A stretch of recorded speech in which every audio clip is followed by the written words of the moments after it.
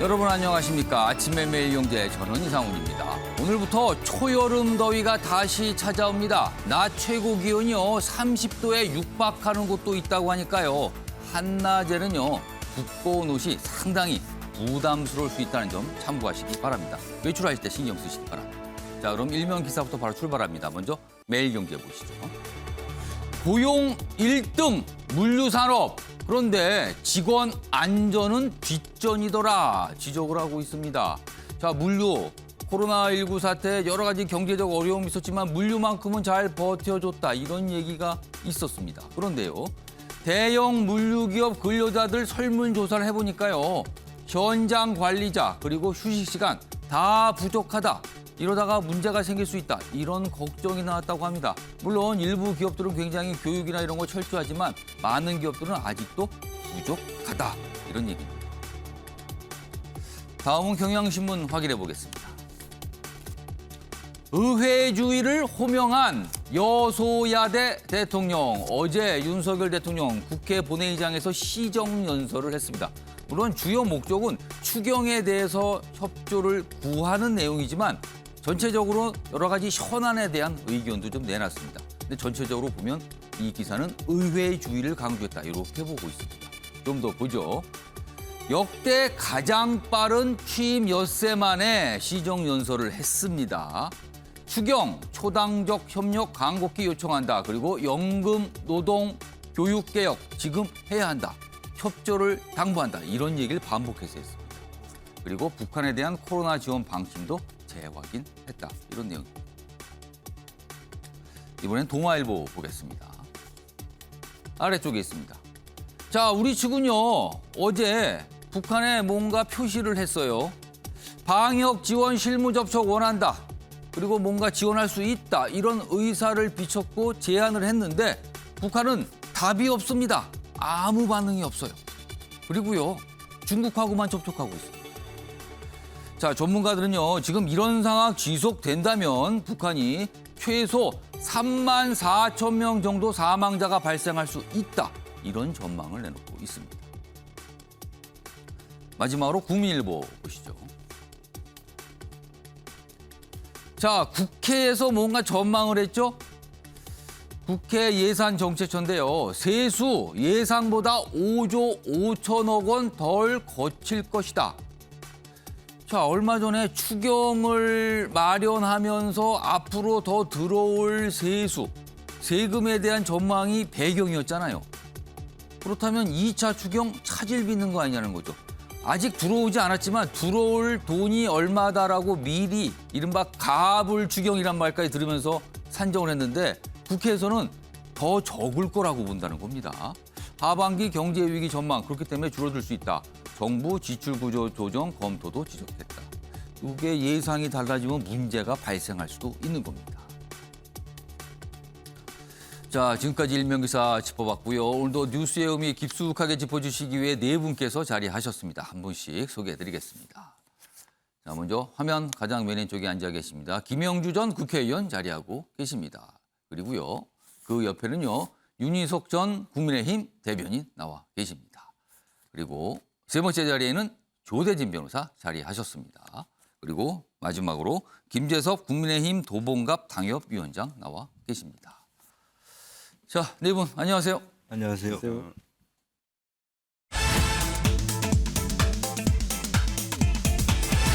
자, 아침의 매일경제의 이슈 첫 번째 키워드로 확인해 보겠습니다. 국회는 처음이라. 처음이다. 국회에 처음 가시는 분은 약간 어리둥절할 수도 있어요. 그리고 어떤 행동을 하거나 어떤 태도를 보일 때도 약간 어색할 수도 있죠.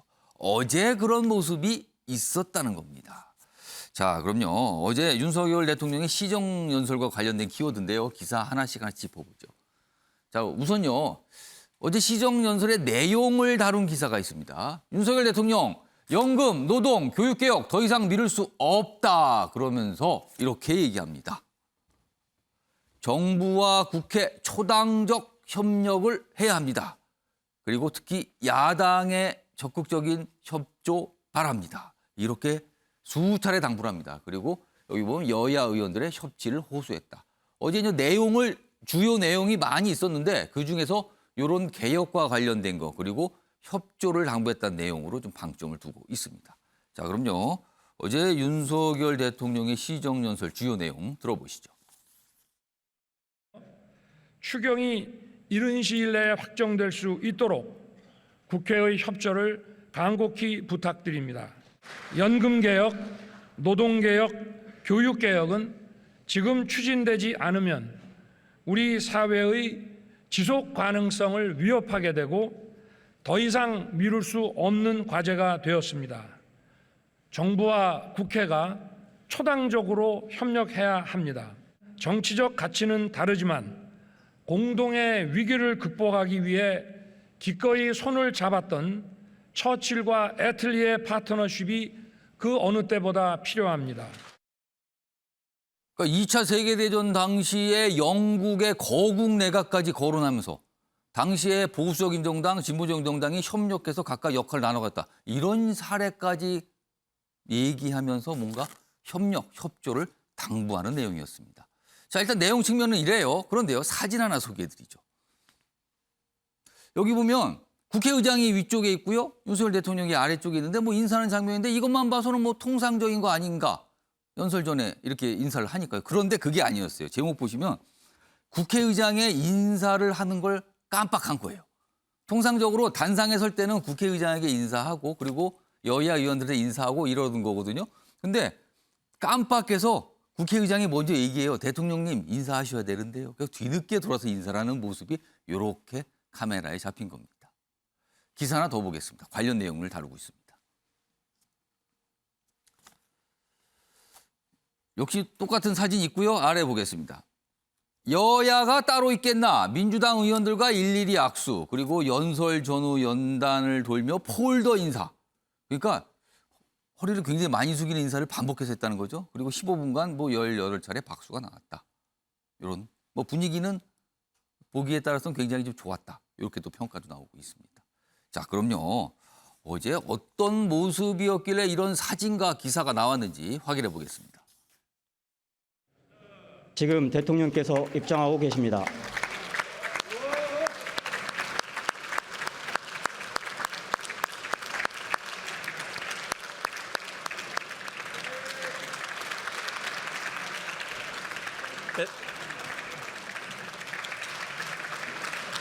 대통령님, 네.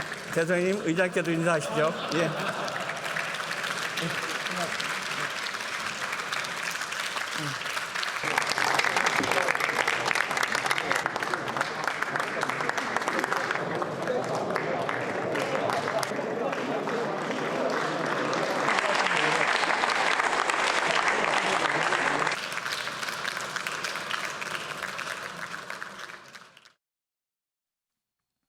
그러니까 어제 연설 끝나고, 그러니까 연설 전에는 전 국회의장께서 이제 말을 하려는데 인사를 계속하니까 대통령님 인사하셔야 되는데 그러니까 뒤늦게 인사를 한 거죠.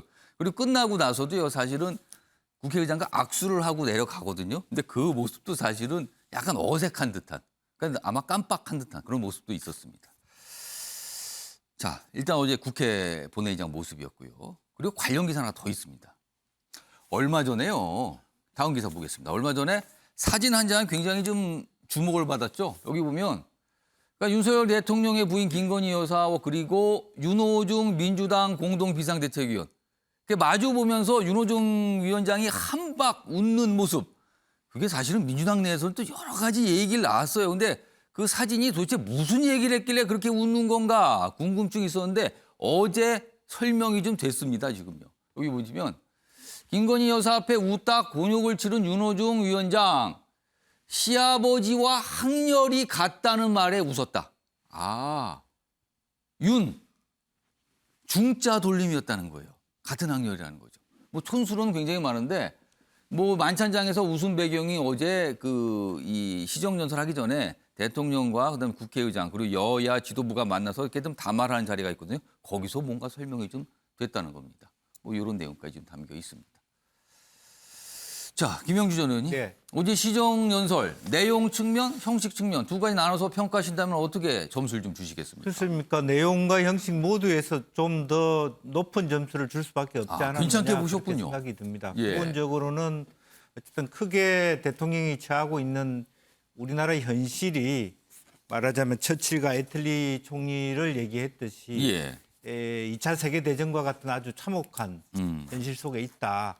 그때는 두 사람이 평화시에는 라이벌 관계였지만 예. 전시에는 파트너십을 이루었다라는 측면에서 협치를 강조했고 그런 협치라고 하는 차원에서 넥타이 색깔도 스카이 계열로 약간 냈고 하늘색 계통이었죠. 또 입구에 들어가실 때도 윤호중 비대위원장을 먼저 뵙고 들어가는 그런 어떤 그렇습니다. 매우 형식적인 측면에서 끝까지 본회의장에 의원들을 입장하면서 야당 의원들하고 먼저 많이 네, 예. 악수를 했어요. 그리고 마무리까지도 예. 나올 때는 물론 뭐 국민의힘 쪽으로 나왔습니다만 예. 정의당까지 한 분 한 분의 손을 잡고 이렇게 나왔다는 매우 그전 대통령과는 이색적인 모습이었고 그다음에 실제로 한 18차례 박수를 했는데 과거에 보면은 자기 당들 국회의원들만 서서 기립해서 박수 치는 모습이었는데 이번에는 요소요소에서 뭐 전폭적으로 다 같이 박수 쳤다는 건 아니지만 상당히 같이 호응해 주는 민주당 쪽에서의 박수도 없지 않아 있었다. 소상공인 관련해서나 또 박범계 전 그 법무부 장관과의 악수를 나누는 장면도 좀 따뜻한 모습들이 있었다라는 측면이 있고요. 어쨌든 기본적으로 본인이 그 가져가야 될 앞으로의 개혁 과제, 연금 개혁이라든지 교육 개혁이라든지 노동 개혁 상당히 하나하나 국민의 합의를 이루어야 되고 쉽지 않고 여러 가지 어려운 정면에 있어서 국회의 협치가 없으면 안 된다라는 것을 강조했고 또 북한의 백신 문제, 공급의 예. 문제 이것은 남북 관계는 관계대로 하더라도 인도주의적 차원에서 논의를 하겠다 이런 부분에서는 민주당에서도 노할 수 없는 공감대를 이끌어냈다라고 보여지고 예. 마지막으로 이제 그 인도 태평양 경제 프레임워크에 대해서 바이든 예. 대통령과 앞으로 어떤 방식으로 협의하겠다라고 하는 것까지 상당히 그 14분, 15분 정도의 짧은 연설 예. 속에서도 상당한 공감대를 이룬 그런 첫 번째 우리나라 말하자면 역대 대통령 중에 예. 가장 짧은 시간 6째 만에 국회에 왔기 때문에 저는 실수도 많이 했지만 예. 그래도 내용적으로는 알뜰한 그다음에 추경을 뭐 제일 핵심은 추경을 그렇습니다. 그 빌미로 왔으니까 추경에 대한 빠른 통과를 여러 가지 예. 국회에다가 주문하는 데는 일정 정도 성공하지 않았나 그렇게 보여집니다. 김영주 의원님, 과거 대통령의 시정연설 뭐 여러 차례 있었어요. 역대 정부가 다 있었으니까요. 그리고 수차례 임기 동안 여러 번 하죠.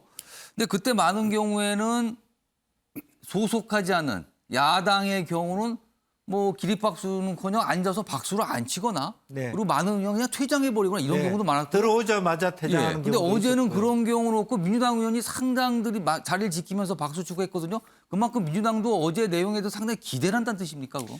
기대도 그렇습니다만 현재의 그 정치적 분립 구조가 예. 대통령에게 야박하게 대하는 것이 민주당에도 굉장히 싸늘하게 올 수 있는 정치적 지형이 저는 있다고 봐요. 역시 선거를 좀 앞두고 있다? 그 뜻입니까? 예, 선거 앞두고 전체적으로 지금 대통령이 사실은 취임 전보다는 취임 후에 인기가 올라가고 있는 부분이라서 예. 그것을 내몰라라 하고 야박하게 할 수 없는 또 예. 경제적인 어려움 속에서 협조해야 되는 협치적 정당성을 국민이 요구하고 있기 때문에 그걸 예. 야박하게 내몰라라 할 수 없는 형국에 민주당도 처해 있다. 그렇게 봐야 될 것 같습니다. 여러 가지 배경이 좀 있군요. 어제 굉장히 좀 사실은 시정연설식은 좀 짧았어요. 그리고 좀 약간 압축적인 내용이 많았죠. 뭐 그런 점도 좀 감안이 되지 않나 싶습니다. 윤석열 대통령과 관련된 내용이 오늘 매일경제 하나 좀 있는데 눈길 잡는 기사입니다. 최근에 다음 기사 보겠습니다. 최근에 윤석열 대통령이 참모들에게 이런 지시를 했다 그래요. 점심시간을 구애받지 말고 많이 만나고 다니세요. 참모들 보고. 비서진에게 소통을 강조하면서 국민들과 접촉. 그러니까 여기서 말하는 국민들은 사회적인 명사일 수도 있고요. 아니면 뭐 보통 국민일 수도 있고요. 아무튼 여러 가지 국민들, 여러 종류의 국민들, 여러 일을 하시는 국민들을 만나라. 엄격히 했던 시간 제한도 없었다. 이게 무슨 뜻인가 하면요. 여기 아래 밑줄에 있습니다.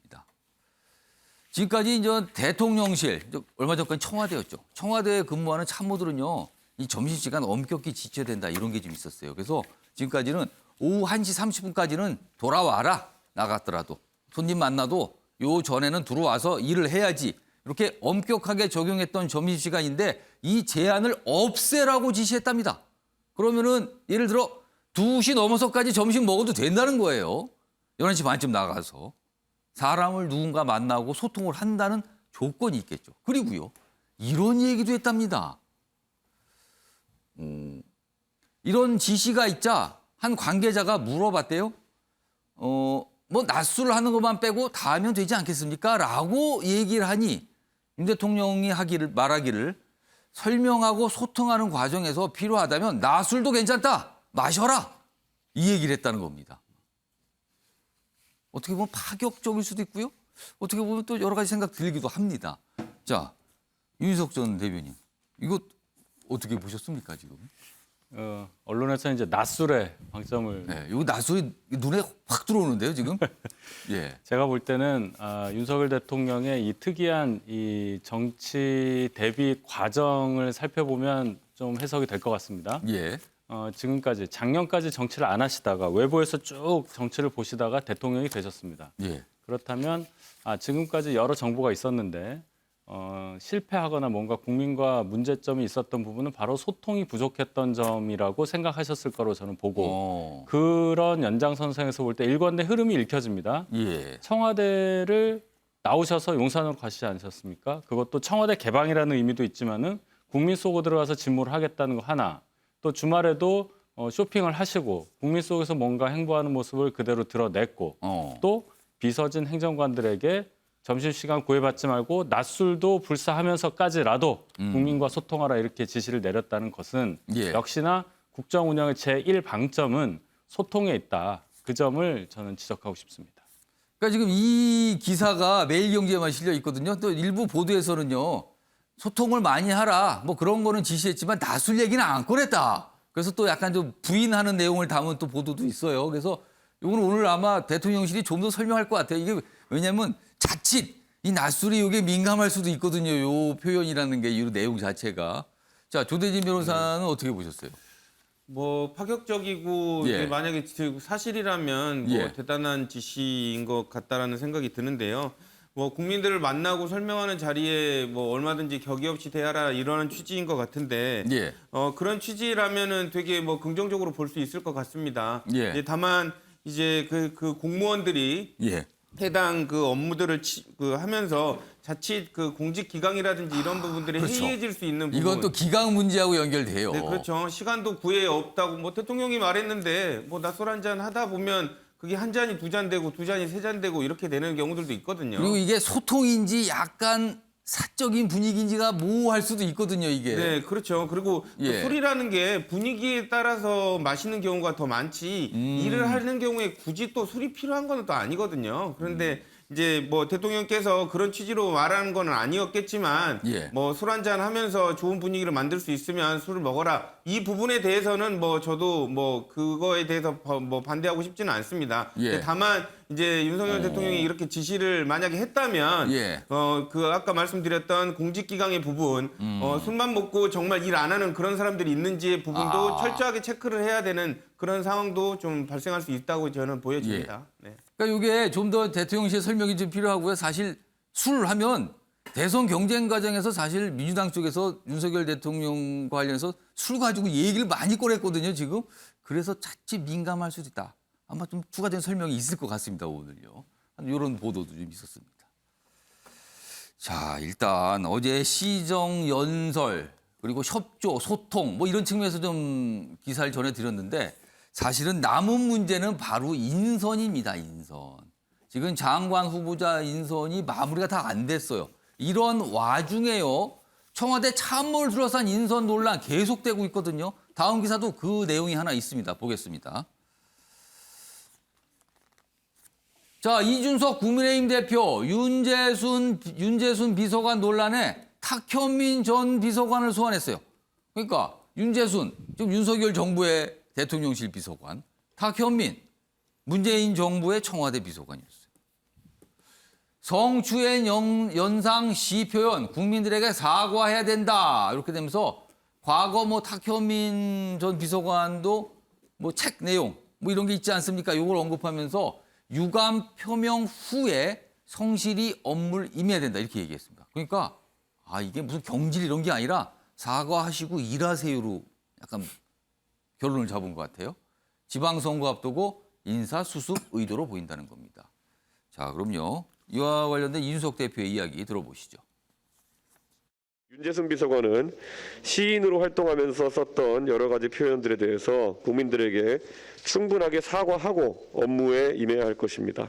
그때 생각이 잘못되었음을 명백하게 드러내는 어떤 입장 표명, 유감 표명 등이 있은 뒤에 그만큼 성실하게 업무를 수행했으면 하는 그 당의 입장입니다. 국민 눈높이에서 좀 아쉽게 생각하는 부분도 있겠지만은 대통령께서 빠른 판단을 내려주시면 좋겠다. 그것이 임명이든 아니면은 뭐 다른 방법이든지 간에 저는 금명간에 저는 장관 임명을 좀 마무리하셨으면 좋겠다. 자, 장관 후보자 관련 얘기도 했고요. 그다음에 이 윤재순 비서관 관련된 얘기도 했습니다. 이준석 대표의 이야기를 들어보니까 사과하시고 성실하게 복무하시면 될 것 같습니다. 이렇게 좀 얘기를 하는 것 같아요. 김재섭 위원장. 뭐 이 정도 선에서 정리를 하면은 된다고 보십니까? 아니면 이거는 좀 부족하다고 보십니까? 저는 이 성비 문제 관련돼서는 조금 예. 더 단호한 태도 보여줬으면 좋겠습니다. 예. 사실은 이제 윤재순 비서관이 더 크게 이제 문제가 되는 이유가 뭐냐면 예. 이 총무비서관이라는 자리 자체가 그러니까 어쨌든 이 대통령 집무실에서 인사랑 재무를 담당을 해야 되는데 예. 이 인사 업무를 담당하다 보면 예. 그 직원들에 대한 뭐 성교육이라든지 성희롱이라든지 이런 그렇죠. 예방 지침을 만들고 관련 이제 고충들을 듣게 돼 있는 그러네요. 자리거든요. 총무라는 자리가 그런 걸 담당을 하죠. 그렇죠. 이제 그러다 예. 보니까 과연 그럼 윤재순 그 비서관의 어떤 성에 관한 인식들이 이런 지침에, 그러니까 업무 지침이나 아니면 업무 방향성에 일부 영향을 줄 수 있는 것이 아닌가라는 우려들이 좀 대단히 있는 것이거든요. 예. 근데 이제 시도 20년 전에 쓰여진 것이고 그 윤재순 비서관이 경징계 처분이라고 하더라도 받았던 것이 96년이랑 2012년인데 다소 좀 오래된 이야기 아니겠어요? 10년, 20년이 된 이야기인데 당시에 경징계 처분을 받았다는 것과 그러면 지금 시각에서 2022년에서 그 당시에 경징계 처분을 받았던 사실관계들을 봤을 때 과연 96년, 2012년에 경징계 처분만 그 당시에 있었던 사건이 2022년으로 가져왔을 때 과연 경징계 처분에서 머물 것이냐. 과연 지금 저런 일이 있었다라면 그렇죠. 어느 정도 수위의 징계가 있을까? 이 말씀이네요, 지금. 네, 이제 저는 이제 그런 의미에서라도 우리가 예. 조금 더 단호한 모습들을 보여주면 좋겠다. 국민의힘도 그렇고 대통령 집무실도 그렇고 예. 좀 단호한 태도를 보여줬으면 좋겠는 것이 저희가 이제 끊임없이 민주당에 대해서 성비위와 관련된 내로남불 비판을 하고 있는 상황이고 예. 특히 지난해 재보궐선거에서 국민의힘이 압승을 할 수 있었던 것은 서울시장, 부산시장이 각각 다 성범죄와 성비위 의혹으로 인해 예. 물러나게 됐고 거기에 대해서 민주당에 대한 심판 여론이 굉장히 강해졌던 것이고 그렇습니다. 많은 국민들이 국민의힘에게 서울시장과 부산시장을 맡기게 되는 그런 일들이 있었던 거 아니겠습니까? 예. 이후에 터져 나오는 여러 가지 민주당의 성비위, 성의혹 문제 역시도 마찬가지로 국민의힘이 단호하게 지금 회초리를 들고 있는 상황인데 예. 자칫 제 식구 감싸기라는 인상을 주게 되면은 저희 회초리가 무뎌질 수 있다고 생각합니다. 저는 그래서 특히 성비위와 관련된 여러 가지 문제들, 예. 성범죄와 관련된 문제들은 우리가 훨씬 더 단호한 태도를 보여줄 필요가 있다라고 생각이 됩니다.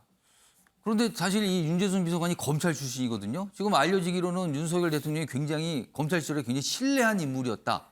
그리고 아직 대통령실 차원의 유감 사과 이것도 없었거든요. 근데 과연 이 인사를 거둘까요? 김재섭 위원장 어떻게 전망은 어떻게 하세요? 아까는 그렇게 해야 된다는 말씀인데 전망은 정말 어떻게 하세요? 현실적으로.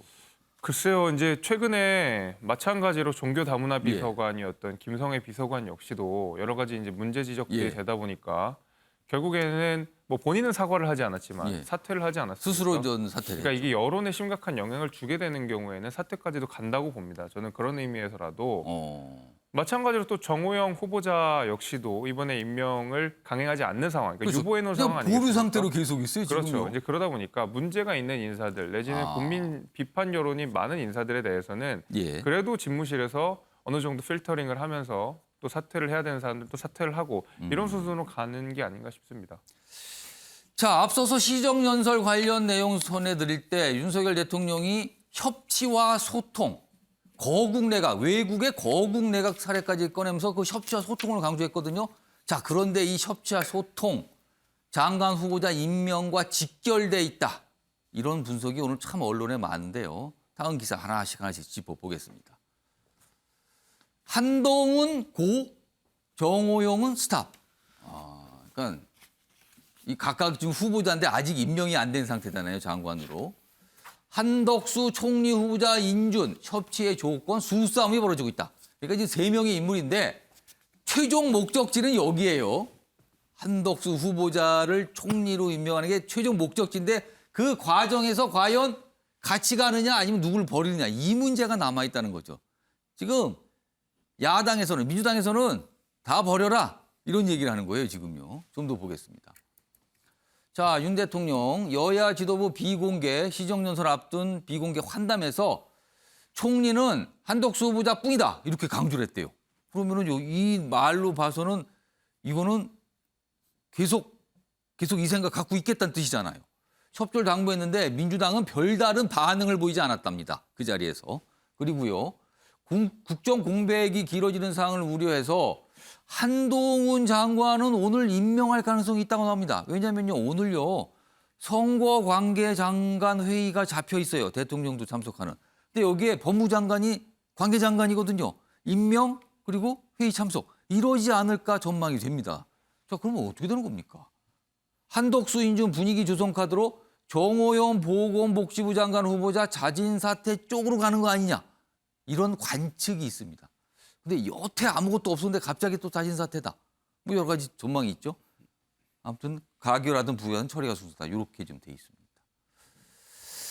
자, 이와 관련해서요. 야당에서 나오는 지적의 목소리가 있거든요. 들어보시죠.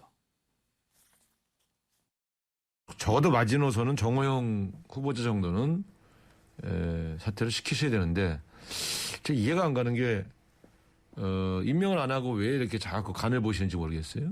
이분을 관철할 경우에는 한덕수 국무총리는 인준받기 어렵습니다. 윤 대통령이 진정으로 협치를 추구한다면 먼저 내각과 비서실에 부적절한 인물들을 발탁한 것에 유감을 표명해야 합니다. 그리고 국회의 동의를 받지 않고 임명을 강행하려는 장관 후보자들을 사퇴시켜 여야 협치의 장애를 제거해야 합니다. 자, 윤석열 대통령도 고민하고 있을 거예요. 그런데 민주당도 고민인 겁니다. 지금요. 보겠습니다. 한동훈 악마와 발목 잡기 비판 사이에서 고심하고 있다. 한덕수 인준론이 미루는 민주당. 민주당도 총리 후보자 관련해서 지금 어정쩡한 상황으로 좀 가고 있거든요. 지방선거 앞두고 당 지지율 요즘에 부진입니다. 많이 내려갔어요. 그러니까 아무래도 입지가 좀 좁아지고 있다. 그리고 의총에선 본회의 후에 토론하자. 당 안팎에선 수용해야 뭐 이런 목소리들이 나오고 있다는 겁니다. 물론 뭐 강경하게 또 안 된다 하는 목소리도 여전히 있고요. 자, 김영주 전 의원님 민주당에 계시니까 만약에 오늘 한동훈 법무장관 후보자를 윤석열 대통령이 임명을 하고 뭐 회의도 참석하고 이렇다면 민주당은 오늘 어떤 입장을 내놓는 겁니까? 글쎄요, 원론적으로는 이제 적절하지 못한 인사의 강행에 대해서 비판하겠죠. 그러나 이제 이 부분하고 한덕수 총리 인준 가결하고는 또 별개의 문제가 될 것 같고요. 지금 당내 상황도 보니까 처음에는 굉장히 제일 처음에는 우호적인 분위기였다가 그다음에 굉장히 한덕수 총리한테 강경한 분위기였다가 지금은 이도 저도 애매한 지경으로 민주당 분위기가 좀 애매하게 가고 있는 것 같습니다. 그 이유는 애매하게 된 변화가 일어난 계기는 뭐였습니까? 그것은 이제 검수완박의 결과 한동훈 청문회에 보여준 민주당 의원들의 어떤 모습 이런 것들이 최근에 들어서 당의 어떤 지지율이나 국민의힘과 민주당의 지지율의 변화를 초래하고 민심이 굉장히 싸늘해진다는 느낌들을 받기 시작하는 그런 측면이 있어서 조금 협조 국면으로 가야 되지 않는 분위기도 되살아나는 그런 현실이 좀 있는 것 같습니다. 그러나 어쨌든 어제 의총이나 이런 것을 통해서 한 총리에 대한 얘기를 안 했다는 것은 그만큼 고민스럽다는 뜻을 반증하기도 하고 다만 국회의장이 국민의힘 쪽에서 요구하든 어쨌든 직권상정해서 빨리 인준 안을 본회의를 열 수 있는 원포인트 본회의를 열 수 있는 가능성도 있거든요. 왜냐하면 그때 되면 본회의 날 아침에 의총을 통해서 전체적으로 당론으로 뭐 인준을 부결할 것인지 아니면 자유투표할 것인지 그렇게 그때 가서 보자는 것이 현재 여론 아닌가 그렇게 보여집니다. 인선에 관해서 국회 본회의장 투표는 익명인 거죠, 그거는. 그렇죠. 드러나지 않는 거죠, 누가 누구를 찍었는지에 대해서는. 그렇지만은 실제로 나중에 계산해 보면 대충 알수 있다. 어디에서 표가 뭐 나오고 안 나오고는 알 수도 있는 부분이니까요. 지금 김영주 전 의원님 말씀에도 고민이 묻어나시는 것 같아요. 오늘 많이 강행이 됐는데 비판을 하겠지만 그렇다고 또 한덕수 총리 후보자 절대 안 돼 뭐 이렇게 대놓고 얘기할 수도 없고. 그럼 정호영 후보자 정도로 민주당을 생각을 해야 되는 건지 어떤지 뭐 여러 가지 고민이 있다는 거예요 지금. 윤석 전 대변인은 오늘 임명할 것 같아요. 지금 거의 모든 언론이 그렇게 전망하고 있어요. 그러면은 한덕수 후보자 어떻게 되나? 국민의힘도 걱정 아닙니까 이거? 한동훈 지명자에 대한 임명은 어제부로 그 청문보고서 재송부 기일이 지났기 때문에 언제든지 임명해도 그렇습니다. 이상할 게 하나도 없습니다. 그리고 지명 경위에 대해서도 윤 대통령이 말씀을 하셨어요. 법무행정의 적임자다.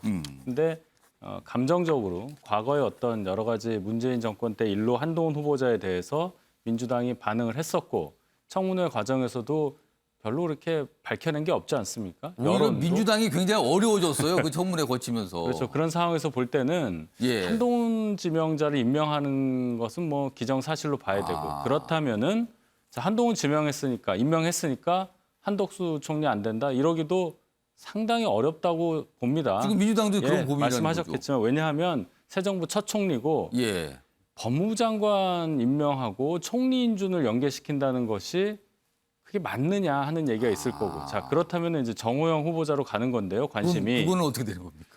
그쪽 사안. 저는 이렇게 봅니다. 이분에 대한 청문보고서 재송부 기일은 9일이었어요. 일주일이 훨씬 지났고요. 그런데도 임명 안 하고 계십니다. 이분보다 청문회 뒤에 한 분도 임명을 한 장관이 있어요. 먼저 했어요. 예. 그런데 아무 얘기가 없잖아요. 그거는 뭡니까 그럼? 뭔가 생각하는 지점이 이분께 모아지고 있다고 봐야 되고 인사 문제라 제가 말씀드리기 조심스럽지만은 이분의 임명 여부와 앞으로의 전국 운영이 상당히 밀접하게 연관돼 있다. 이 정도로 말씀드리겠습니다. 모르겠는데 아직은 만약에 자진 사퇴가 지금까지 뭐 자진 사퇴가 아니고 만약에 정호영 후보자를 윤석열 대통령이 임명해 버리면 이건 정말 큰일 나는 겁니까 그럼? 뭐 민주당에서 상당히 큰 반발이 있겠죠. 근데 전국 운영이라는 게 물론 일방적으로 권한이 있어서 할 수도 있는 거겠지만 그런 여러 가지 일들을 예를 들어 검수완박 처리 같은 경우도 힘으로 밀어붙이니까 부작용이 많지 않습니까? 그런 관점에서 볼 때는 여야가 어느 정도 합의 볼 수 있는 수준에서 정리된다고 이렇게 예상할 수밖에 없죠. 김영주 전 의원님과 윤희석 전 대변인 말씀에 직접적으로 절대 얘기는 안 하셨지만 뭔가 이렇게 방향은 잡고 계신 것 같은데 지금 두 분께서요 지금요. 아무튼 뭐 대통령도 고민, 그다음에 야당도 고민, 뭐 이런 상황이랍니다 지금요.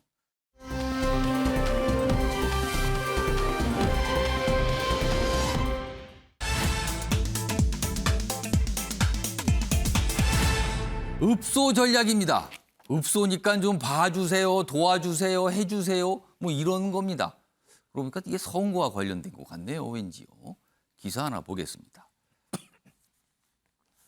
자, 여기 뭐 여야 다 있어요. 뭐 지금 여당에서는 이재명 때리기를 하고 있다. 그래도 뭐 불체포 특권 이 얘기 계속 꺼내고 있죠, 지금. 국민의힘에서. 옆에 거 보겠습니다. 오늘 방점은 좀 여기 이재명 후보에게 있습니다. 지금 인천 계양을 국회의원 보궐선거 출마 중이죠. 여당 헛소리하는 적반무치당. 이게 무슨 소리입니까? 적반무치는 뭡니까? 적반하장과 후한무치를 섞어서 적반무치. 이렇게 되면 굉장히 엄청나게 나쁜 모 같잖아요, 지금요. 이런 표현을 만들었습니다. 아래로 가겠습니다. 그리고 안철수 아래쪽 보여주세요. 안철수 후보 지금 경기도 성남 분당갑 보궐선거 출마 중이죠. 안철수 향해 국민을 기만했다, 폭격을 한 겁니다. 대선 말기 때 이재명 후보가 조금 이렇게 잠잠하다 이런 지적받았는데 이번 지방선거 앞두고 여기 보면 파이터 본색이 다시 나왔다. 맹폭을 하고 있다 지금.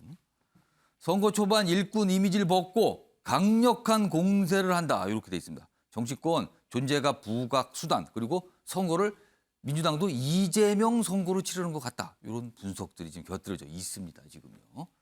자 그럼요. 이와 관련해서 국민의힘 이준석 대표도 한마디 했고요. 그리고 이재명 후보도 얘기했는데요. 이재명 후보가 말하는 뒷부분 영상 시청자 여러분께서 주목해 주시기 바랍니다. 보시죠. 이재명 후보의 본인의 말처럼 대선을 졌으니 무슨 이유인지 모르겠지만 감옥에 갈 것 같다는데 내년에 또 보궐선거를 치를 수는 없지 않습니까? 복잡하면 큰 길로 가라. 오늘 저 이재명은 그 책임의 길에 새롭게 나섭니다, 여러분. 저의 모든 것을 던져서 복잡하면 큰 길로 가라. 오늘 저 이재명은 그 책임의 길에 새롭게 나섭니다, 여러분. 저의 모든 것을 던져서 인천부터 승리하고 전국 과반 승리를 반드시 이끌겠습니다, 여러분. 호남만 제대로 지켜도 다행이다 싶을 상황인데 수도권을 저는 한 곳이라도 이긴다면 승리다 이렇게 보고요. 네. 10년 동안 새정치 울고 드셨는데 지금 맹물밖에 안 나올 것 같습니다. 울고 먹은 사골 그 통째로 보수 정당 구정치 세력에게 갖다 바쳤지 않습니까? 저는 10년 동안 국민을 기만했다고 생각해요. 자, 조대진 변호사. 네. 뭐 여러 가지 내용이 담겨 있어요. 안철수 후보에 대한 굉장한 맹비난. 그리고 앞서서 이준석 대표도 이재명 후보에 대한 뭐 비난 이런 게 있었는데 중간에 이재명 후보가 말한 내용 중에 출마 선언, 인천 계양을 출마 선언 입장을 밝히는 날에는 인천 승리를 하고 전국 과반, 그러니까 지방선거 아마도 광역단체장, 시도지사 17개 기준으로 과반 달성하겠다라는 자신감을 내비쳤거든요. 그런데 어제입니다. 어제는 호남만 다 가져도 지금 다행인 상황이고 정말 어렵다 지금. 수도권 굉장히 어렵다. 충청도 어렵다. 그러면서 어렵다라고 얘기했습니다. 뭔가 상황이나 전망이 바뀐 걸로 보이는데요. 조대진 변호사는 어떤 이유가 있었다고 보십니까? 뭐 실제로 이제 대통령 선거가 박빙으로 치러지면서 예. 본인에 대한 어느 정도의 그 지지도가 있다라는 거를 이제 인지를 하고 이렇게 나온 상황 아닙니까? 예. 그렇기 때문에 선거도 지방선거도 박빙으로 이루어질 거라고 이제 초창기에 예측을 이른바 했었는데 대선 0.73%포인트 차 그걸 생각했다는 거죠. 네, 그런 생각을 했었는데 이제 예. 청문회도 거치고 여러 가지 새 정부에 대한 기대감들이 좀 있으면서 지금 뭐 그 새 정부 그리고 또 국민의힘에 대한 뭐 비판에 대한 그 국민들에 대한 입장 그런 것보다는 예. 새 정부에 대한 기대 그리고 또 민주당에 대한 그 지지율이 생각보다 나오지 않고 있는 상황이거든요. 예. 그러니까 이런 부분들을 전국적으로 이렇게 좀 살펴봤을 겁니다. 살펴보다 보니까 그 생각보다 선거가 어려워질 수 있을 거라는 현실적인 그런 주문들이 좀 있다라는 보고를 받았을 거고요. 예. 그렇기 때문에 본인도 어느 정도는 이제 목표를 조금 작게 잡은 거 아닌가라는 생각이 좀 과반 듭니다. 얘기했는데 그보다 지금 내려간 거예요, 그러면. 네, 그러니까 그 대통령 선거에 있었던 자신감, 뭐 이 정도면은 지방선거에서도 상당히 선전할 수 있을 것 같다라는 생각을 했었지만, 예. 지방선거에 이제 목전에 와 보니까 지지율도 그렇게 나오지, 더불어민주당에 대한 지지율도 그렇게 많이 나오지 않고, 이런 부분들에 대한 비판적인 그 국민들의 심판 의식이 아직도 남아 있다라는 그런 생각들 때문에. 쉽지 않은 선거다라고 좀 이제 현실적으로 좀 많이 돌아가신 거 아닌가라는 생각이 듭니다. 그럼 조대진 변호사는 이재명 후보의 지방선거는 아니지만 보궐선거와 같이 치러지니까 지금 지방선거 등판한 셈이 됐거든요. 이 등판이 민주당, 지방선거를 치르는 민주당에 도움이 됐다고 보십니까? 아니면 아니라고 보십니까, 지금? 뭐 저 개인적으로는 이재명 후보, 이재명 3인공 같은 경우는 조금 더 아껴뒀으면 좋았지 않았을까라는 생각이 듭니다. 보궐선거 출마를 안 했더라면 이 말씀입니까? 네. 그러니까 물론 일단 뭐 이재명 전 지사가 이재명 후보가 나옴으로 인해서 뭐 시선을 끌은 것도 있고 예. 그리고 대통령 그 선거 때 좀 박빙으로 진 부분들 때문에 그 아쉬움에 출마한 부분들도 있지만 예. 그래도 민주당의 자산이라면 조금 더 아끼고 또 더 중요할 때 쓰는 칼로 사용하는 게 더 좋지 않았을까라는 생각이 들어서 예. 지금은 나온 게 그렇게 많은 시너지를 발휘하고 있다라고 생각을 하지는 않습니다. 네네. 그러니까 최소한 시너지는 없는 것 같아요 정도로 보시는 거네요 지금. 자 김재섭 위원장. 지금 민주당 그리고 이재명 후보가 지방선거 결과 전망을 좀 수정을 한 거예요. 왜 그랬다고 보십니까? 이게 원래는 선거를 치르다 보게 되면 예. 그 선거가 좀 어려운 후보들은 약간의 허세 전략을 쓰게 되거든요. 허세? 이번에 해볼 만하다. 이긴다. 된다. 거의 해볼 만하다. 이거 잘하면 이긴다. 투표만 잘해주면 이길 수 있다. 예. 라고 해서 불리함을 최대한 감추는 방식으로 캠페인을 하게 되고 오히려 유리한 후보들, 이길 수 있는 후보들이 예. 이번에 어떻게 될지 모른다. 좀 투표를 좀 해주십시오. 확실하게 승리할 수 있도록 밀어주십시오라고 약간 몸살이는 전략들을 쓰게 되는 지금 거거든요. 모습은 뭡니까 그러면? 지금은 근데 불리한 후보인, 그러니까 선거 자체가 불리한데 예. 거기에다 대고 이번에 해볼 만합니다. 열심히 투표해 주십시오라고 하는 게 아니라 예. 한 발 더 물러서 버렸거든요. 더 뒤로 물러선 겁니까? 그렇죠. 그럼? 이제 선거를 책임져야 되는 자리에서 저런 이야기를 했다는 것 자체가 예. 굉장히 불리하다라는 것을 방증한다고 생각합니다. 저는 근데 사실 그 뇌관 자체가 어떻게 보면 이재명 후보 스스로에게 있다고 생각하거든요. 예. 지금은 누가 뭐래도 대통령의 시간입니다. 그러면 지금 윤석열 과거에 0.73%로 윤석열 후보와 그다음에 이재명 후보가 경쟁을 했지만 박빙으로 경쟁을 했지만 그것은 후보 대 후보의 구도인 것이고 지금은 대통령과 패장의 구도거든요. 애초에 구도 자체가 다르기 때문에 대선의 퍼센테이지를 가지고 지금의 선거를 진단하는 것 자체가 대단히 많은 환경이 운동장의 변해서 기울기가 달라졌다는 거네요. 애초에 달라진 그러면요. 것이죠. 예. 게다가 서울시장 가장 또 지방선거의 핵심이라고 볼 수 있는 서울시장 선거에 출마한 송영길 후보도 얼마 전에 인터뷰를 보니까 부산시장을 점치다가 어쩔 수 없이 약간 마지못해 서울시장을 나왔다는 투로 이야기를 했었고 서울시장 선거를 이 후보 등록을 하기 이전에도 지는 선거인데 내가 선당 후사로 나간다라고 하고 본인 스스로가 지는 선거라고 규정을 해버렸거든요. 그러면 대통령 선거에서 후보로서 졌던 이재명 후보와 그다음에 그 당을 이끌었던 송영길 대표가 사실은 이번 선거가 진다라고 생각하고 규정하고 시작하는데 어떻게 이번 선거가 민주당에게 유리하겠습니까? 절대적으로 불리할 수밖에 없고 저는 이재명 후보가 스스로를 그것을 자인한 것이라고 저는 보고 있고 실제로 민주당의 어떤 이 열세가 굉장히 좀 훨씬 더 가속도가 붙어서 열세로 가는 것이 아닌가라고 생각이 됩니다. 그러니까 이게 뭐가 시작부터 뭐라고 그러냐 정치권에서 흠이 이제 컨셉 뭐 이런 표현 쓰거든요. 이거 잘못 잡은 거 아닙니까? 이 말씀 같네요 지금. 윤석 전 대표. 제가 한 가지 첨언하면 컨셉 잘못 잡은 민주당의 전략 실수라고 봐요. 기본적으로 물론 승자의 시간이고 패자인 이재명 후보가 일찍 나오는 것이 문제가 있다는 것도 당연히 맞는 말씀인데 하나 더 첨언을 한다면은 이재명 후보가 출마를 해서 그래요. 재보궐선거에 출마를 했기 때문에 자꾸 그것도 이제 국회의원 재보궐선거에 출마를 했기 때문에 방탄 논란으로 이 메시지가 혼선이 된 겁니다. 국민의힘은 그 부분을 굉장히 지금 집요하게 파고 있잖아요. 지금. 그렇죠. 지방선거 전체에 대한 총괄 선대위원장이 된 마당에 전국 선거를 지휘해야 되는 마당에 본인의 출마에 대한 어떤 방어를 하다 보니까 이재명이라는 정치적 자산을 제대로 쓸 수 없는 상황에 민주당이 처해 있다. 이렇기 때문에 자꾸 코너에 몰리니까 개딸이라고 그러죠. 민주당 이재명 후보를 많이 지지하는 그런 여성분들. 좋게 개혁의 딸이라고 해석하면 하죠. 개혁의 딸, 요걸 줄임말이라고 그래요. 그분들에 대해서도 세계사적 의미가 있다. 이런 식의 얘기까지 하시니까 많이 지금 몰려있는 상황이라고는 보입니다. 그러나 선거는 끝까지 봐야 되니까 저희가 계속 끝까지 신중하게 임해야죠. 김영준 전 의원께서 이제 발언 기회를 번쩍 드셨어요. 근데 기사 하나 마저 하고 그거 같이 좀 설명해 주시죠. 다음도 민주당의 어떤 움직임입니다. 자, 민주당 다주택자 종부세 기준 6억에서 11억으로 높이는 거 이렇게 조정합니다. 이렇게 주장을 했어요. 민주당에서. 어제 의원들이 모여서 이렇게 결론을 낸 거죠. 근데 그동안의 민주당 모습 아니잖아요. 이거. 지방선거 앞두고 부동산 민심 달래기로 보인다. 그리고 착한 임대인 보유세 50% 감면도 추진. 기존의 문재인 정부 때 민주당이 보였던 모습과는 결이 다른 거예요. 그러니까 이게 선거 의식한 것 같다. 급하다.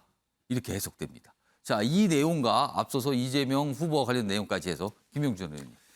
먼저 이제 이재명 후보의 경우에는 사실은 이제 눈높이를 좀 낮췄을 뿐이지 본인이 지금 여러 가지 명분 논란에 쌓여 있습니다만은 지금 제가 알기로는 인천의 시장 선거가 솔직히 유정복, 박남춘 두 분의 차이가 많이 좁혀지고 있는 것도 사실이거든요. 부분적으로 전국적인 것은 아닙니다만은 인천에서 이재명 효과가 나타나고 경기도에서 김동연 후보가 앞설 수 있다면 실제적으로 결과적으로는 본인 스스로 눈높이를 낮춰 전라도만 이기면 된다 했지만 예. 수도권도 일부 이렇게 인천과 또 경기도를 이길 수 있다면 본인의 덕분이다. 이런 얘기를 가져갈 수 있는 것을 깔아놓고 있다. 저는 그렇게 보여지고요. 일단 기대치를 좀 낮출 필요가 있다는 거예요. 당연히 수도권 중에 우리가 막 인천 경기는 이겨야 된다 얘기하면 이기면 본전이고 지면 사실은 본인이 투입됨에도 불구하고 그러네요. 결과가 없던 거 아닙니까? 예. 그런데 실제로 보면은 제가 아는 바에는 공표할 수는 없습니다만은 인천에서도 미세하게나마 말하자면 이재명 효과가 분명히 나타나고 예. 있는 거거든요. 이제 그런 것이 수도권으로 나타날 수 있다라는 전제가 하나 있고요. 두 번째는 사실은 민주당이 다주택자 종부세 기준을 이렇게 6억에서 11억 조정하는 것은 어떻게 보면 마땅한 일이라고 봅니다. 과거에 너무 몇 채냐, 한 채냐 아니냐를 가지고 예. 세금을 매겼는데 실제로 지방에 5억 주택을 3개 가진 분들하고 예. 실제로 서울의 아파트 20억 가진 분들하고 그래요. 세금을 5억 가진 분들 15억 내면서 세금을 더 많이 낸다는 건 더 많이 되는 거죠. 불합리한 것이죠. 예. 그래서 실제로 공시지가가 작년 기울 기준으로부터 9억에서 11억으로 올랐거든요. 실거래가가 지금 20억이 됩니다. 12억짜리가. 실제로 그렇다면 전체적으로 오히려 양극화를 오히려 이 제도가 강화시키고 지방을 더 어렵게 만들어서 지방에 뭐 3억, 4억 되는 아파트 다 팔고 똘똘한 한 채로 또 갈아타는 심리가 더 크게 작용할 수 있기 때문에 빨리 이 문제를 풀어주는 게 좋겠다 그런 생각을 가집니다. 이게 대선 전에 진작에 좀 적극적으로 풀었으면 좀 반응이 좀 있지 않았을까요? 그렇습니다. 이제 그런 부분에서 좀 늦었지만 지금이라도 정상화한다 그렇게 보면 될 것 같습니다. 확실히 선거가 정치인들에게 무섭긴 무서운가 봅니다. 많이 바뀌어요, 뭐가? 많이 나오고요.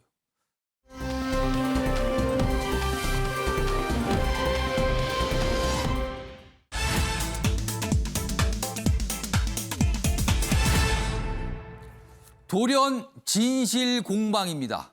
진실 공방이니까는 양쪽에서 말하는 게 다르다는 거예요, 지금요. 먼저 기사 하나 있습니다. 보시죠.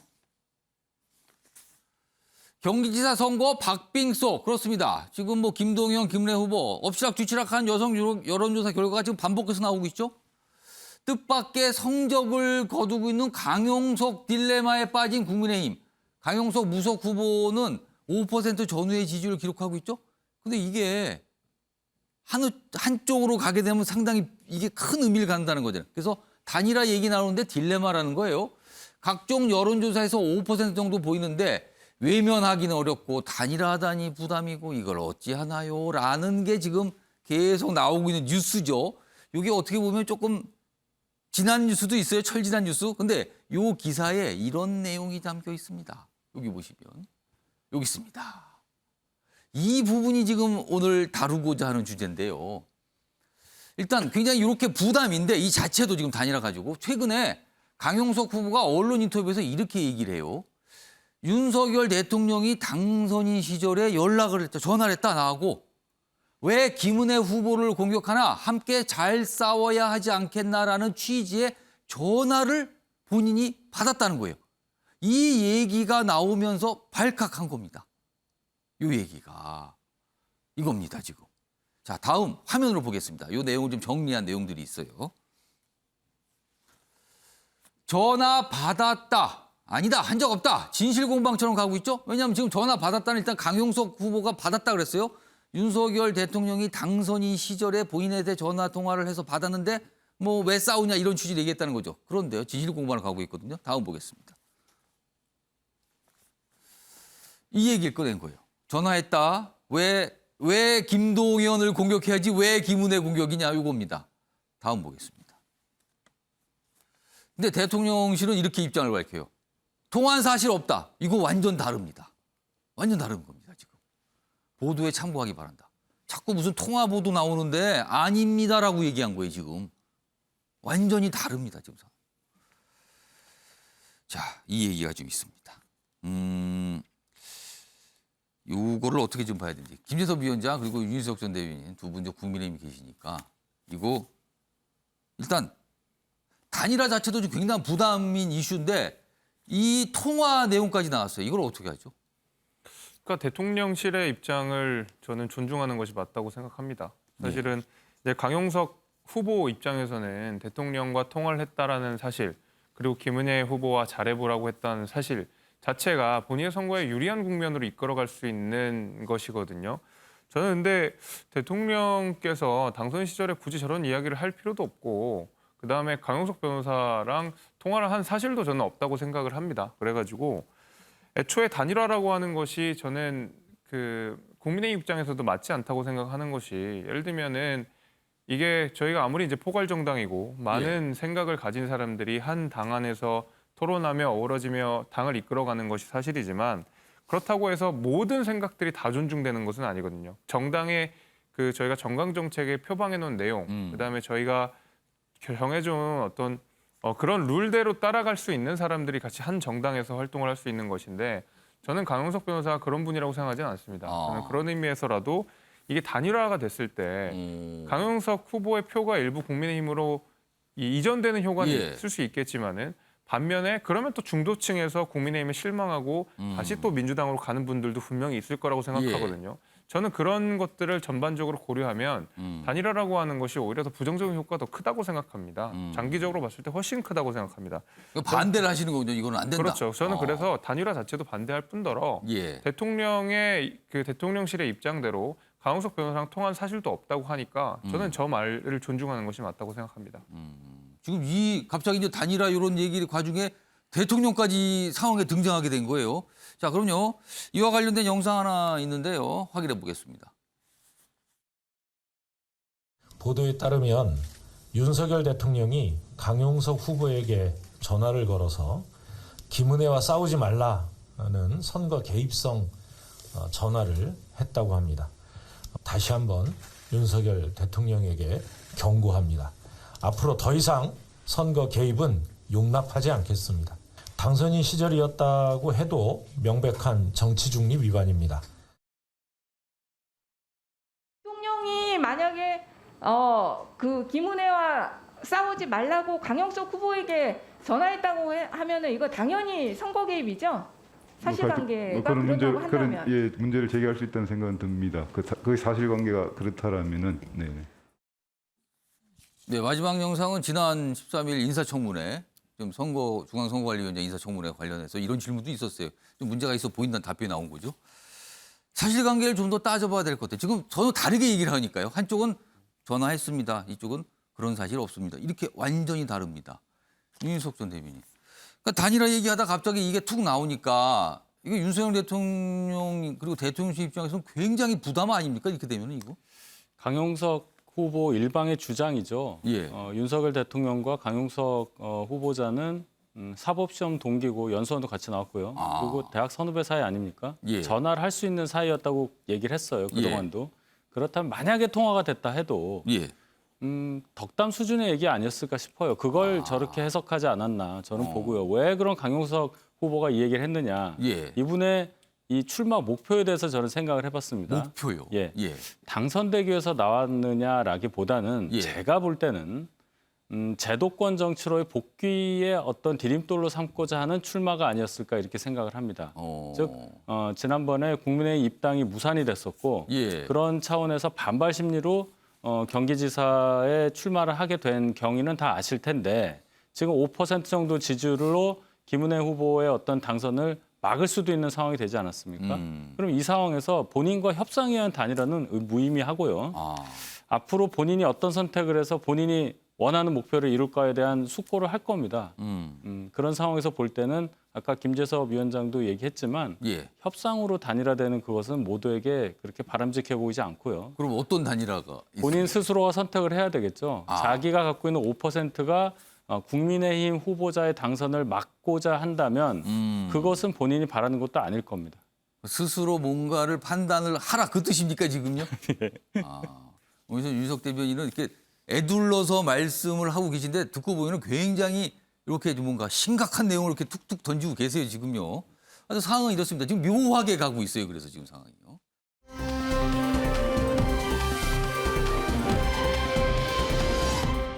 다음은 정의당 얘기도 어제 좀 있었거든요. 그리고 정의당도 좀 지방선거에 뭐 많은 후보를 내고 있죠. 그 내용 같이 좀 보겠습니다. 다음 기사입니다.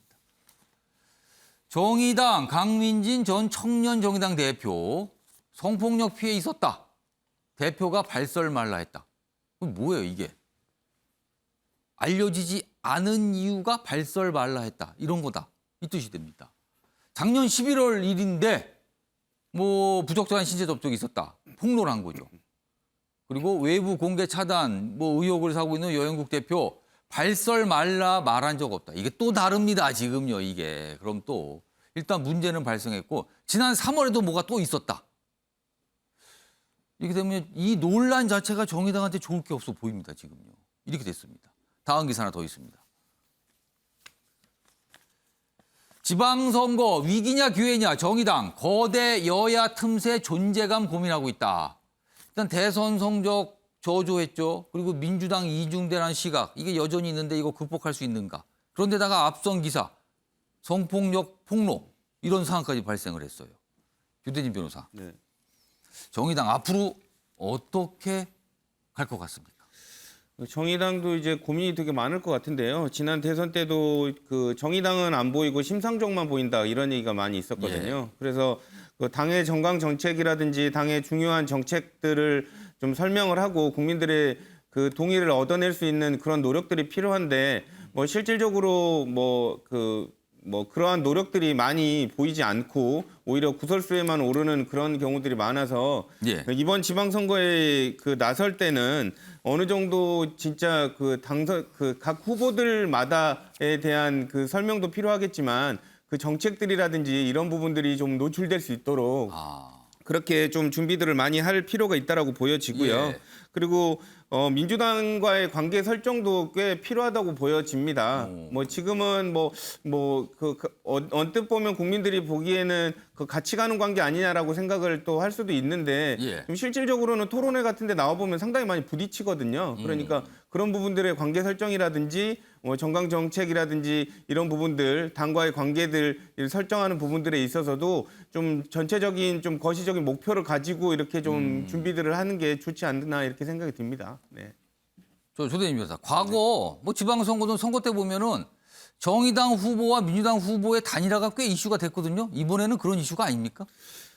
이번에는 그렇게 그러니까 정의당이 그 대통령 선거 때도 이렇게 좀 독자적인 노선을 많이 가지 않았습니까? 예. 그래서 뭐 우스갯소리로는 정의당 때문에 뭐 떨어졌다 뭐 이런 얘기들도 하고 있기는 한데 그 차이를 생각해 보면 그럴 수 있다라는 네. 거네요. 그런데 이제 뭐 그거는 이제 당의 존재에 대한 뭐 그 고려가 없는 얘기라서 뭐 차치하고라도 예. 어쨌든 뭐 민주당과의 관계들 여러 가지들을 좀 고려해서 예. 좀 이렇게 그러니까 조력할 수 있는 부분들은 조력을 하고 이렇게 좀 그 당이 나아갈 방향에 대해서 심각하게 좀 고민을 해보는 그런 좀 기회도 좀 가졌으면 좋겠습니다. 네. 하여튼 정의당 굉장히 어떤 색깔을 갖고 있는 정당이었는데 요즘에 굉장히 어려운 상황에 빠졌다. 이런 기사가 좀 심심치 않게 좀 나오고 있습니다. 자, 다음 주제 하나 있는데요. 역시 키워드로 확인해 보겠습니다.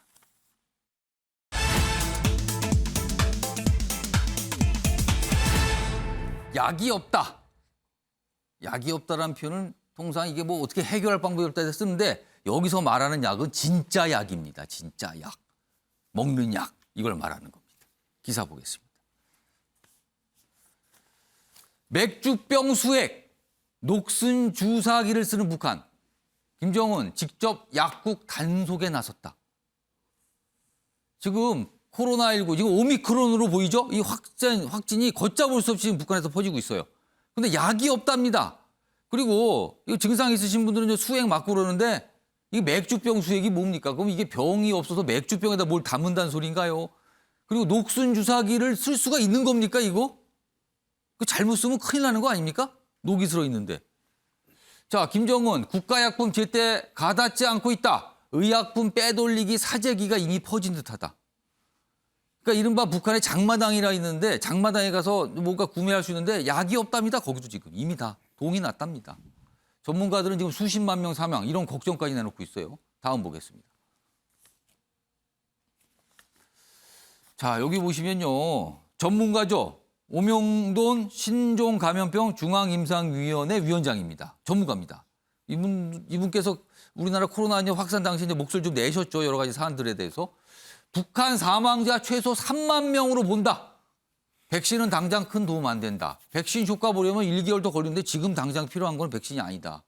그러니까 치료제 이런 게 더 시급하다는 거죠, 지금요. 김영주 전 의원님. 네. 그런데 지금 우리 정부가 어제 입장을 좀 냈잖아요. 북한도 알고 있을 거예요. 뭔가 보냈는데 그걸 받질 않고 있죠. 지금 어떤 서류나 이거 통지 형태인데 안 받고 있어요. 그리고 어제 밝히기는 우리는 마스크 등등등 이런 방역 물자 줄 수 있고 그리고 이미 우리가 경험해봐서 노하우도 전수할 수 있고 이런 입장까지 냈는데 아무 반응이 없고 오로지 중국만 접촉합니다. 이거 어떻게 됩니까? 아무래도 이제 두 가지 입장일 겁니다. 예. 북한 입장에서는 지금 이제 3년임을 앞두고 있는 중국에다가 예. 여러 가지 어떤 의료 물품을 지원받아야 되는 그리고 실제적으로 보면 어떤 시진핑 3선에 도움이 되는 기조를 같이 유지해야 되는 그런 입장이 하나 있을 것 같고 다른 한편으로 보면 우리로부터 뭘 받고 싶으나 최근에 어쨌든 잦은 어떤 그 미사일 도발 같은 걸 KN-24라든지 25라든지 계속 했기 때문에 예. 여기까지 바이든 대통령 방한과 관련해서 갈등을 극대화시켜서 협상의 지렛대로 삼아야 되겠다 그런 생각이 있어서 바로 우리의 제안을 바로 받지는 어려울 것이라고 보여지고 근데 받을까요 그러면? 애둘러서 이제 우리가 직접 주는 것이 아니라 우리가 국제기구에 공여를 하고 국제기구에서 한국에 줬다는 뜻이 아니고 어떤 전 세계가 도와주는 인도주의적 차원에서의 어떤 물자를 받을 수 있는 가능성 그런 부분도 저는 있을 수 있다고 보여지고 또 물론 이제 바이든 대통령이 문재인 대통령 전 대통령을 만났을 때 예. 어떤 역할을 요구할지 안 할지도 거기에 대해서 또 특사 파견론도 잠복돼 있는 부분 조금 더 지켜본다는 뜻이 있을 겁니다. 이제 그런 의미에서 북한은 받고 싶으나 바로 당장 받을 수 없는 그런 입장에 있을 것 같고 우선은 러시아의 스푸트니크라든지 중국으로부터의 백신을 먼저 예. 받고 그 이후에 국제기구를 받는 모습들을 말하자면 선호하지 않을까 그렇게 보여지고 다만 이것이 저는 한편으로는 위기이지만 이런 예. 계기를 통해서 북한은 그래도 남한과 혹은 미국과의 관계할 수 있는 소통 창구는 열어놓지 않을까 그렇게 봅니다. 지금 시청자 여러분께서 혹시 파악을 할지 모르지만 김정은 위원장도 북한 지도부가 쓴 마스크요. 방역 마스크라기보다는 덴탈 마스크거든요. 근데 오미크론 덴탈 마스크에 취약하다는 거 많이 알려졌거든요. 마스크 공급도 지금 원활하지 않을까. 뭐 겹쳐 쓴 경우도 있고 막 그렇거든요. 그리고요. 화이자 같은 경우는 냉동 시설이 잘 갖춰져야 되는데 우리가 줘도 이게 난감할 수 있고 그다음에 백신의 경우는 중국 백신 사실은 효과에 대한 의문지가 많은데 그걸 받을까. 여러 가지 좀 복잡한 사항들이 여전히 깔려 있습니다. 지금요. 자, 다음 기사는 좀 소개만 드려야 될 것 같네요. 시간이 한 1분 정도 남았는데요. 여러분께 뭐 간단히 전해만 드리죠. 다음 보겠습니다. 사라진 권도영의 비트코인 4조 5천억 원 대부분 가격방으로 소진했다. 이런 얘기 나오는데 지금요. 테라, 루나 대폭락 99.9% 폭락 뭐 이렇게 나오잖아요. 많은 분들 여기에 투자했다가 지금 손해보신 분 많다는 얘기 들리는데 뭔가 보장을 하기 위해서 비트코인을 샀다라고 알려졌는데 지금 이게 어디 갔는가 뭐 이런 행방이라는 거예요. 피해자들 굉장히 궁금해하겠죠. 다음 기사 보겠습니다. 자, 그런데 이거 엄청난 손해들을 다 보셨잖아요. 많은 분들이. 그런데 루나 코인 몰락 때 거래소는 수수료 80억 챙겼다. 그런데 투자자 보호라는 거는 안 보이더라. 이거 이대로 되겠는가입니다. 근데요. 이게 지금 법의 어떤 무슨 규제나 이런 걸 받는 사안이 아니라서 뭘 딱히 방법이 없답니다. 이게 만약에 금융권, 기존 금융권에서 이런 일이 벌어졌으면 큰일 날 일인데 이거는 지금 뭘 할 수 있는 법적 근거도 아주 미약하다. 이렇게 설명되고 있습니다. 자, 아침의 매일경제 오늘은 여기서 마무리하겠습니다. 시청해 주신 여러분 고맙습니다.